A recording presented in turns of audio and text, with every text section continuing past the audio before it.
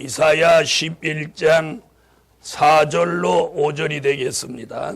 공의로 빈핍한 자를 심판하며 정직으로 세상의 겸손한 자를 판단할 것이며 그 입의 막대기로 세상을 치며 입술의 기운으로 악인을 죽일 것이며 공의로 그 허리띠를 삼으며 성실로 몸의 띠를 삼으리라. 네, 오늘 우리 함께 은혜 받을 말씀의 제목은 우리를 온전하게 만드시는 하나님.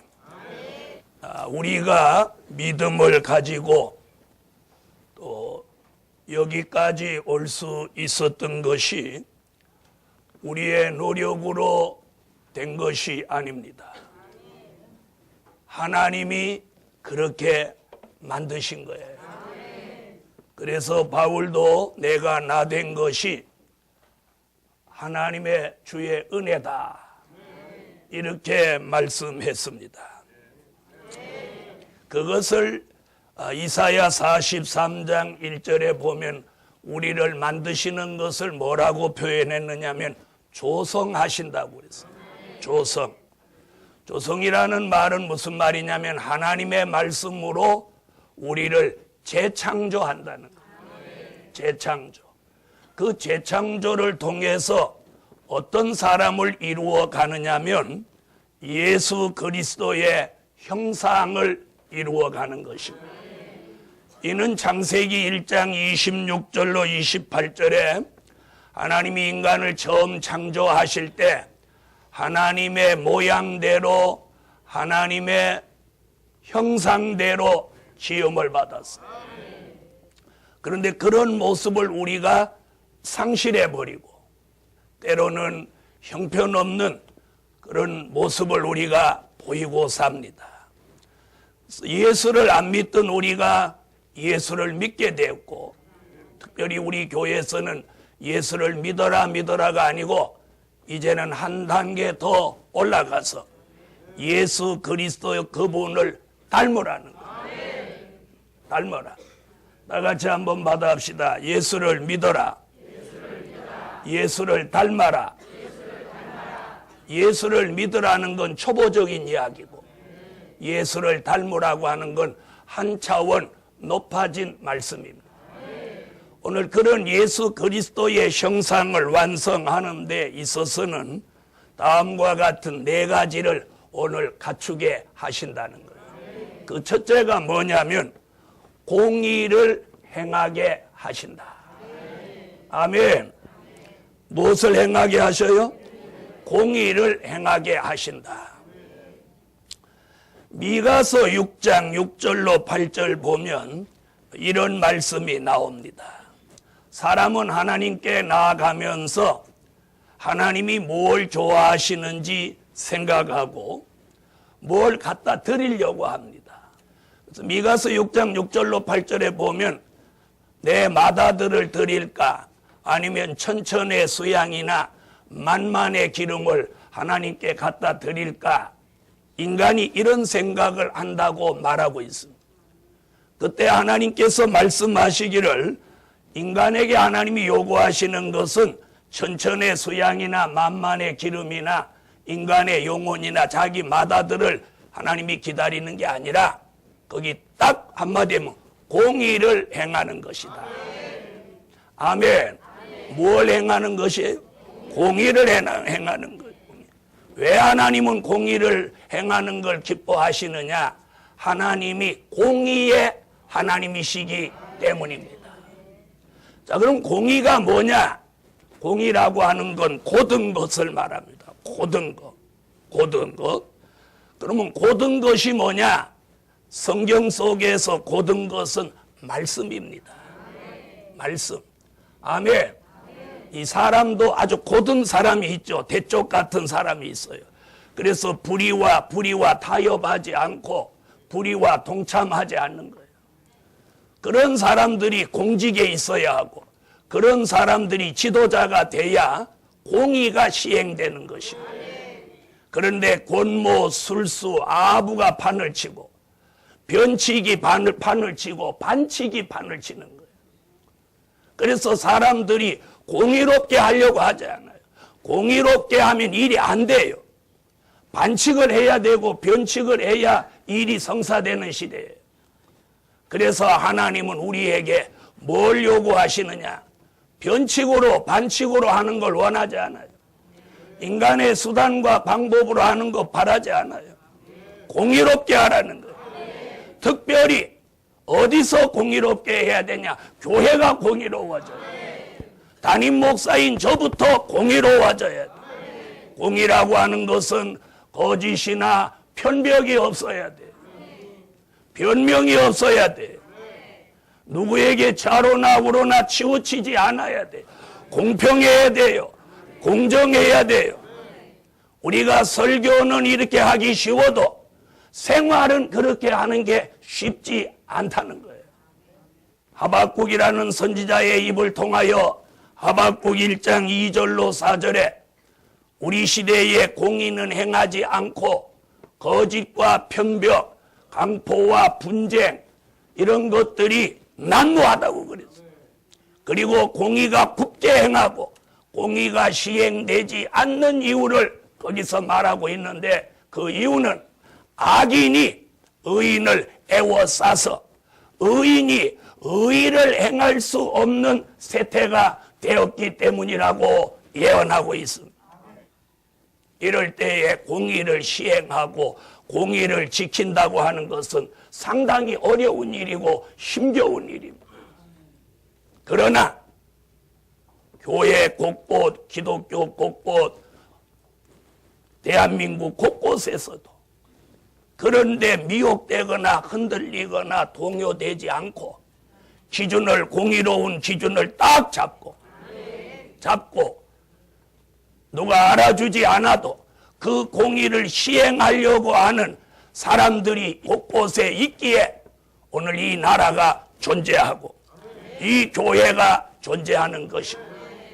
그러므로 예루살렘 교회여 크고 아름다운 것보다도 작고 보잘것없어도 그 속에 공의가 있다면 그 속에 진리가 있다면 그 속에 강직하게 말씀대로 살려고 하는 사람이 몇 사람이라도 있다면 주님은 거기 와 계시는 거예요.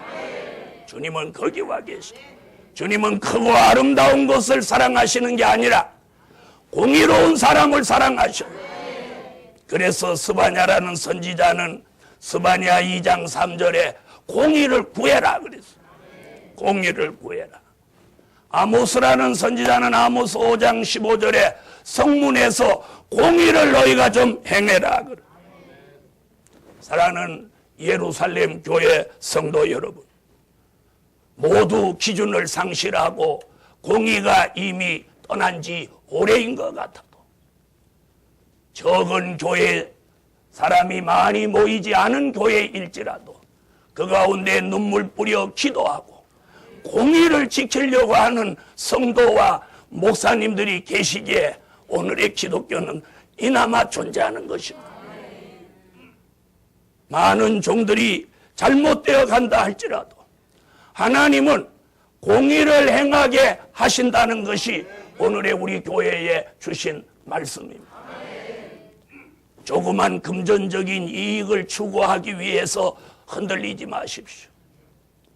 조그만 자신의 안위를 위해서 동요되지 마십시오. 자기에게 보장된 어떤 권력이나 명예를 위해서 하나님의 말씀을 버리지 마십시오. 여러분, 공의가 때로는 교만하게 보이고 공의를 행하자면 때로는 거만하게 보이고 강팍하게 보이지만 그 공의를 따라다니는 말씀이 하나 있으니 오늘 성경에서 가만히 읽어보면 공의가 등장하면 바로 뒤따라다니는 말씀이 하나 있어요. 그게 뭐냐? 겸손이에요. 겸손.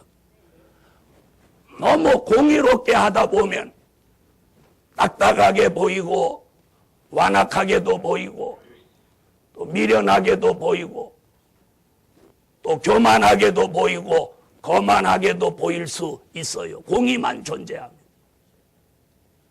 예를 들어서 어떤 일에 타협하지 않고 안 된다고 할 때 그 사람은 교만하고 거만해 보이지. 그런데 그 공의와 함께 존재하는 것이 뭐냐? 겸손이에요. 겸손. 할렐루야. 그러므로 공의와 함께 겸손이 존재하는 거예요. 공의롭기만 하지 말고 그 공의와 함께 겸손이 함께 있게 하세요. 아멘. 공의롭고 바르게 하려고 하지만 그러나 언제나 자세를 낮추고 귀를 열어서 타인의 말을 들어줄 수 있는 그런 겸손이 공의를 교만하거나 거만하게 보이지 않게 하는 것입니다. 그래서 두 번째, 겸손하게 만드신다. 괜찮으면 아멘 하세요. 아멘. 여러분, 겸손은 여러 가지가 있습니다. 도덕적인 겸손도 있고 또 거짓된 겸손도 있습니다. 거짓 선지자도 겸손이 있습니다. 자기가 주장하는 어떤 진리나 말씀을 선포하기 위해서 자세를 낮추고 접근하는 그런 겸손도 있습니다. 상대의 물질을 사기치기 위해서 자세를 낮추고 접근하는 그런 겸손도 있습니다. 여러분, 그런 겸손에 속지 마시고 오늘 제가 말씀드리는 겸손은 예수 그리스도를 통해서 말씀과 진리를 통해서 하나님이 주시는 은혜를 통해서 예수 그리스도 그분을 닮은 겸손이에요. 그래서 이사야 57장 15절에 이사야는 이렇게 말하고 있습니다. 겸손한 자와 하나님이 함께 하신다. 여러분, 겸손한 사람은 언제나 하나님이 함께 하셔요. 함께 하셔. 왜 하나님이 함께 하셔? 겸손하니까. 그리고 거기에 뭐라고 그랬느냐? 겸손한 자의 영을 소성케 한다. 그래서 스바냐 2장 3절에서는 스바냐라는 선지자가 뭐라고 했느냐면 공의와 겸손을 구해라. 공의와 겸손을 구하는 사람은 환난 날에 사는 길이 열린다. 이렇게 말씀하고. 그리고 조금 전에 제가 그랬죠. 공의만 있으면 교만하고 거만하게 보이는데 그 공의와 무엇이 함께하면? 겸손이 함께하면 공의를 아무리 행해도 겸손이 함께 있으므로 교만하게 보이지 않고 거만하게 보이지 않는 것이라. 예루살렘 교회여 공의를 가지고 겸손을 함께 행하세요. 이는 도덕적인 겸손이 아닙니다. 야고보라는 사도는 야고보 4장 6절에 뭐라고 그랬느냐면 교만한 자를 하나님이 물리치고 겸손한 자에게 은혜를 주신다고. 우리가 오늘 은혜를 받습니까? 그러면 그 사람은 겸손한 사람입니다. 누구 앞에 허리를 이렇게 많이 구부린다고 해서 겸손한 거 결코 아닙니다. 허리를 구부리는 겸손은 도덕적인 겸손이고 마음을 낮추는 겸손이 진정한 겸손인 거예요. 마음을 낮추세요. 마음은 낮추면 낮출수록 좋고 신앙은 견고하면 견고할수록 좋은 것이에요. 허리를 숙이는 겸손도 필요하지만 허리를 숙이고 그 속에 교만과 거만을 가득히 가지고 위선과 거짓으로 살아가는 것보다 마음을 낮추는 겸손을 오늘 가지시기를 예수의 이름으로 축원합니다. 거기에 허리도 더 숙이고 마음도 더 낮출 수 있다면 그보다 더 할 수는 없지. 그보다 더 할 수는 없어. 그러므로 예루살렘 교회여 교만한 자는 물리치고 겸손한 자의 영을 소생케 하고 겸손한 자에게 은혜를 주신다고 해요.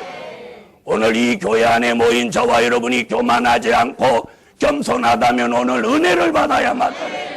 하나님이 은혜를 주셔야 마땅합니다. 은혜를 주셔야 마땅해요. 베드로 사도는 베드로전서 5장 5절로 6절에 무슨 말을 하느냐면 너희가 교회의 직분자들 앞에 순종하는 걸 배워라. 그리고 너 자세를 낮추면 때가 되면 하나 주님께서 너를 높이시리라. 사랑하는 하나님의 사람들이여, 여기 진리의 겸손은 어떤 것이냐? 하나님의 말씀 앞에 자신을 낮추는 거예요. 그리고 그 말씀 앞에 자신을 복종시키는 거예요. 오늘 하나님 앞에 오늘 이 말씀을 받으면서 아멘 하고 받아들이는 그 자세가 겸손인 거예요. 그런 사람의 영은 소생되고 그런 사람에게는 은혜를 주신다는 거예요. 그러므로 공의만 존재하지 말고 겸손히 함께 다님으로 공의롭게 해도 거만하게 보이지 않고 교만하게 보이지 않는 그런 역사가 있으시기를 예수의 이름으로 축원합니다. 우리 예루살렘 교회 성도가 있는 곳에는 부패나 부정이나 이런 것들이 다 물러가게 하시고 말하는 게 공의롭고 생각하는 게 공의롭고 마음 먹는 게 공의로우면서도 그 사람 삶 속에 겸손히 함께함으로 누구도 그 사람을 교만하다 거만하다 말할 수 없도록 사시라는 거예요. 세 번째, 정직하게 만드신다. 정직이라고 하는 것은 거짓말을 못하고 고지곧대로 하는 것을 사전에서는 정직이라고 합니다. 그러면 성경 속에서 말하는 정직은 어떤 것이냐? 오늘 생각해 보았어요. 자, 그 말씀을 드리기 전에 정직한 것을 성경에서 많이 나왔지만 몇 권만 설명하면 우선 이사야 26장 7절에 보니까 이런 말이 나와요. 의인의 정직하며 정직하신 주께서 정직한 자의 첩경을 평탄케 하시도다. 아멘. 다시 말하면 무슨 얘기냐면 예수님이 정직하신 분이라는 거예요. 왜 정직하신 분이냐? 그분은 말씀으로 계시다가 그 말씀이 육신이 되신 분이에요. 그러니까 그분 자체는 하나님의 말씀이에요. 그러니까 하나님의 말씀이 거짓이 있을 수 없죠. 그분은 전체가 정직이에요. 정직한 사람에게 그 앞길이 평탄하다. 이 말은 무슨 말이냐? 거짓말을 잘하고 돌려대기를 잘하고 말을 지어내고 이런 사람이 그 순간에는 참 순발력이 있을지 모르지만 절대로 그 사람의 앞길은 순탄하거나 평탄하지 않습니다. 조금 거북하고 조금 모양새가 없더라도 정직하게 하십시오. 정직하게 하세요. 정직하게 하세요. 여기서 말하는 정직은 그러면 도덕적인 정직이냐? 그거 아니에요. 어떤 정직이냐? 잘 들어보세요. 진리의 정직은 하나님의 말씀을 가감하지 않고 그대로 믿는 정직이에요. 이게 정직이에요. 하나님의 말씀을 가감하지 않고 거기다 더 만들어 붙이거나 거기 있는 걸 적당히 빼거나 이렇게 하지 않고 말씀 그대로를 믿는 정직. 믿는 정직. 아멘. 주일을 지키라면 주일 딱 지키는, 11조를 드리라면 11조를 떡 드리는, 섬김의 자세로 가라고 하면 섬김의, 공의를 행하라고 하면 공의를 행하고, 겸손하라면 겸손하고, 하나님의 말씀을 가감하지 않고 말씀 그대로를 믿는 정직, 그리고 그 말씀 그대로 내가 생활하는 정직, 이걸 말하는 거예요. 이걸 말하는 거예요. 밥 안 먹었는데 밥 먹으라고 하니까 먹었다고 하는 이런 거짓말이, 그걸 고지곧대로 말하는 정직, 이런 차원이 아니라 내가 하나님의 말씀을 가감하지 않고 그대로 믿어요. 그리고 그 말씀 그대로 내가 생활해요. 누구는 이렇게 말합니다. 사람이 어떻게 하나님의 말씀대로 살 수 있겠느냐? 하나님이 함께 하시면 살 수 있어요. 하나님이 함께 하시면 살 수 있어요. 여러분, 예수 믿고 하나님이 함께 하시는 그 좋아하던 술 딱 끊습니다. 골초 소리 듣던 사람 예수 믿고 딱 아멘 안 하는 거 봐. 아직도 못 끊는 거 봐. 딱 끊습니다. 그렇게 좋아하던 손금 보던 거 딱 끊습니다. 이게 정직이에요. 이것은 해서 안 된다고 하면 그대로 접을 수 있는 정직, 그것을 오늘 말하는 거예요. 이런 정직한 사람의 앞길을 평탄하게 하신다는 거예요. 여러분이 평탄한 삶을 살기를 원합니까? 정직해지세요. 정직해지세요. 정직은 시작할 때는 힘든 것 같아도 여러분, 우리가 법 질서를 지킬 때는 힘들 것 같아도 지켜보면 그게 가장 안전하고 가장 평안한 거예요. 여러분, 운전도 교통법규대로 하면 사고 안 나는 거예요. 사랑하는 하나님의 사람들, 정직한 것은 때로는 불편할 것 같지만 그 정직의 결과는 평탄함이에요. 그걸 이사야라는 선지자가 그렇게 증거하고 있어요. 미가라는 선지자는 이렇게 말합니다. 세상에서 정직한 사람을, 미가서 7장 2절과 4절에 보면 이 세상에서 정직한 사람을 찾아볼 수 없다는 거예요. 그리고 가장 정직하다고 생각이 들어서 가까이 가보니까 찔레 울타리보다 더하더라는 거예요. 막 찔러오더라는 거예요. 이게 선지자의 예언이에요. 이런 시대에 오늘 저와 여러분이라도 정직한 삶을 살고 정직하게 말하고 정직하게 생활하고 그런 정직이 내 교회 안에서, 가정 안에서, 내 삶 속에, 직장에서 정착되게 하라는 거예요. 그러면 그것이 1년 가고 2년 가고 3년 가면 그 사람은 어디 가든지 보증수표가 되는 거예요. 교회에서도 그 사람 말이라면 절대로 믿어줘. 왜? 그 사람 말하면 그대로 하니까. 마지막 넷째로 성실하게 만드신다. 아멘. 성실하게 만드셔요.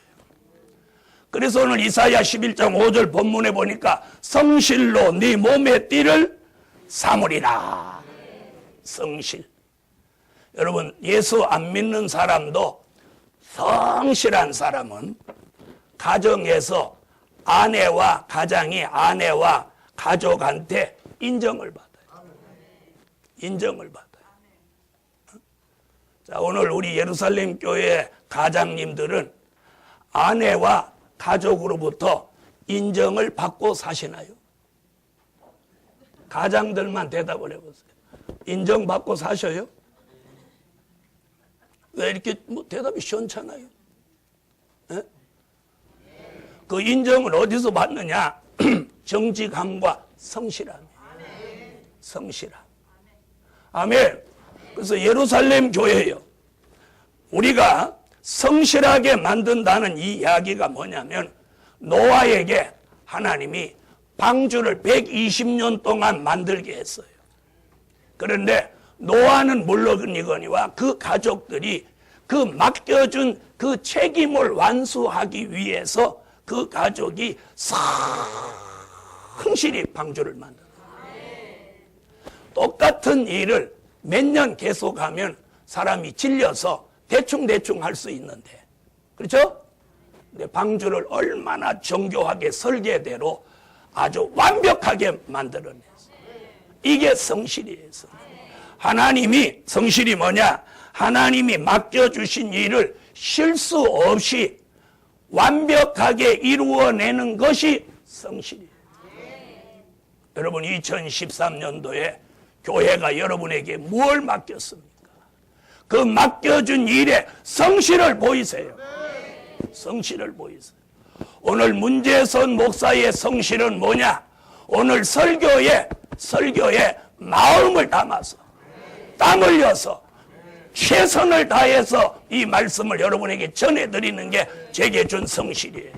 그래서 이 성실을 한번 들여다보면 마태복음 25장 14절로 30절의 말씀을 제가 한번 드려보려고 하는데, 거기 무슨 얘기냐면, 주인이 어디 멀리 외국에 가면서 자기 하인 세 사람을 불러가지고 달란트를 맡깁니다.